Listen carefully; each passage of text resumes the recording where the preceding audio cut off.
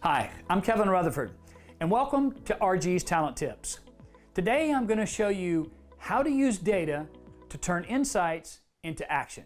So let's dive right in.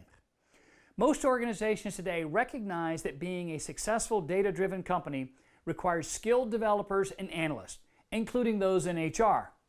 But fewer grasp how to use meaningful data to tell a story that resonates both intellectually and emotionally with an audience. As one of my favorite fictional detectives, the famous Sherlock Holmes, put it, it is a capital mistake to theorize before one has data. So what I want you to do is look at the data the way a detective examines a crime scene. Try to understand what happened and what evidence needs to be collected. Because if you want to make informed and smarter business decisions, you need data and more context. Only by skillfully slicing and dicing data are you able to figure out what it tells you. So what I want to do is share a personal example with you. And this is one that will demonstrate to you the value of segmented data, the story that can be crafted, and how to turn insights into action. So, I'm an avid golfer. Matter of fact, I'm a die-hard golfer, but I wasn't always one.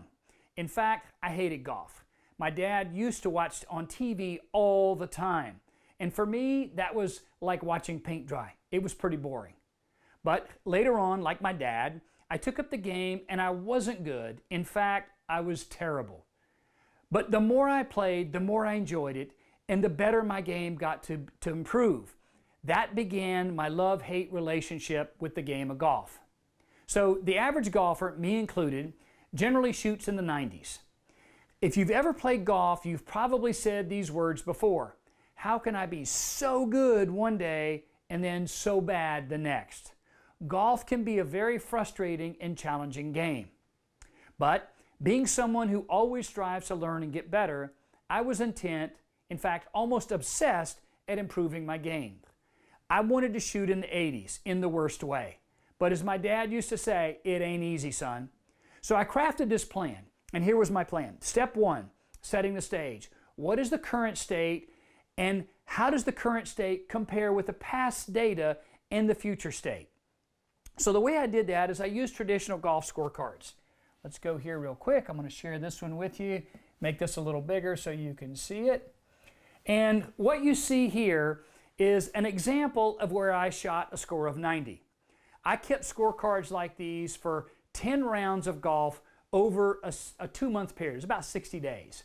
And I figured that that would be enough time to see how my game had improved or not. But when I sat down and started to analyze the data, it became painfully obvious. Most all of the data that I had was basically a bunch of scores that were hole by hole and in totals, right? Totals. And that's all I knew, was that I had scores that were between about 89 and 97, but I could not tell what made me score better or worse on those days. And that's when it hit me, that the aggregate data is neutral and not really actionable. So I said, I got to do something better. So step two for me was plot development. What are the internal and external factors that contribute to challenge? So I needed to go deeper and I needed to make more logical connections. So I searched for a system that would give me deep insights into every aspect of my game, from driving to iron play, putting, and the like. So I happened upon this tool called the Performance Golf Scoring Journal. For me, it was like analytics nirvana. So I want to show you real quickly. I'm going to bring this up for you. This particular piece, this journal, was the actual scorecard that I started using, right? So just look at the difference between the scorecard that I used and this one before. So this one had segments for every aspect of the game. The top part of this focuses on the environment. So whether it's weather conditions here, or whether it's notes for my playing partners, any of those kinds of things helped me better understand what was going on. But it really kind of set the stage for what was at the bottom. The bottom part was the real gem. So for me, I could tell not only now hole by hole what was going on, and more specifically, Here, what happened with my tee shot? What happened with my approach shot? Maybe I had another approach shot on a par 5. How many fairways did I hit? How many greens did I hit? How many chips did I do? How many putts did I have? How many penalties did I have? So what you can see here is this is a very different scorecard from the original one that I had, right? So step 3 then was to say, how do I draw conclusions from this data? Well, and actually, why does the data matter? What should be the action steps moving forward? So by analyzing this data at a detailed level, all of this data that you see here, I was able to really discover a consistent theme, or what I call a story. And while I thought that the reason for my game suffered was because of my tee shots, it was actually penalty shots that were killing me. I kept hitting the ball in the water and missing greens that were also hurting me. So more specifically, when I dug deeper, I was able to tell club by club now I was too aggressive from 175 to 200 yards out trying to hit the green. And I also needed to get better with my pitching wedge and my 9-iron from inside 125 yards. Big impact then, right? So step 4, actions and insight. What is the underlying story? Based on those insights, what actions did I need to take? So I started working really, really hard on those aspects of my game, and my scores started to plummet. They dropped fast. In just under 6 months, I cut my handicap from 19 to a 10. Almost half, and I consistently shot in the low 80s. All because I had segmented data that told me a story. I just needed to execute exactly on the key areas to make that story come alive. So, even better, later that year, I won my flight from over 150 golfers at the World Amateur Golf Championships. Talk about a feeling of pride, that was it. So now what I want to do is kind of make this more actionable for you. Let's take that same process of segmentation and apply it to employee retention. So most organizations keep track of turnover. In fact, some companies are obsessed with it. Some companies say, hey, is 20% a good number? Is 5% a good number? Others would think that those are too high. But I would say too high based on what? Is it your industry, your competitors, your internal standards, or is it your gut? So when companies tell me their turnover is X, and then they ask me if that is good, I always have one response. It depends. And it may be or it may not be, but let's segment the data and then I can tell you whether or not it's good. So let me explain by that. So I'm going to share with you an exercise that I use when I teach in our HR and leadership courses. And the thing that I'm going to share with you now is this particular score here. This is an example of what we call a contribution. In this example, so we would look at turnover by contribution. So here, in this example, we have 100 employees that are in a company.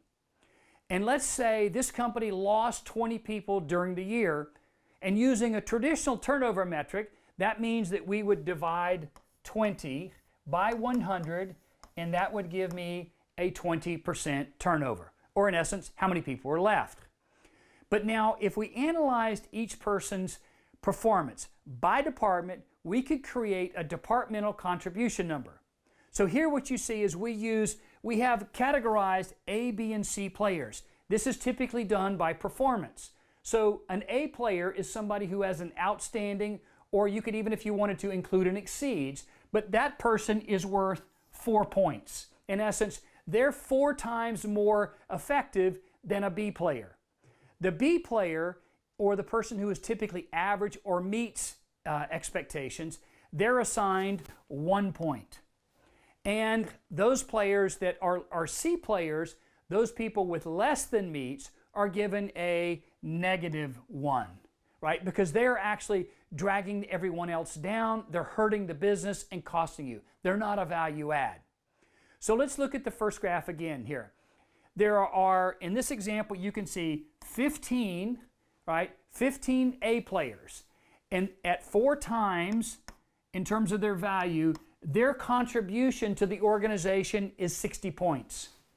I can then look at the B players, and the B players account for 70 people, right, times 1 equals 70. So their contribution metric is 70. And lastly, a total of 15 players are listed as C.